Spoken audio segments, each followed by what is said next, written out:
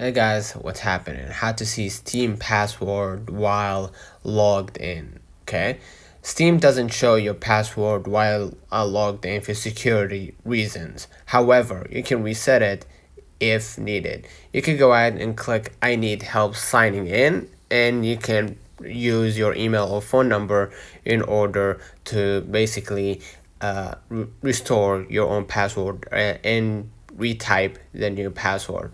But if you saved your password on your iPhone, like I do, for example, there is an app that allows me to see or access the passwords.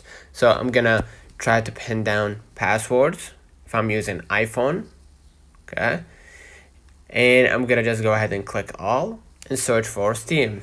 Okay, and you're gonna be able right here to see the Steam community, and I'm gonna be able to click the password via facial recognition, and you're gonna be able to see the full on the full on password. Okay, so check your browser or your autofill settings, right? If you used autofill, check your iPhone or browser's saved passwords, and from there you're gonna be able to get it back. Okay, so if you can't recover it, resetting is the best and safest option. Let us know in the comments if this video helped you. Do not forget to like and subscribe. Thank you for watching.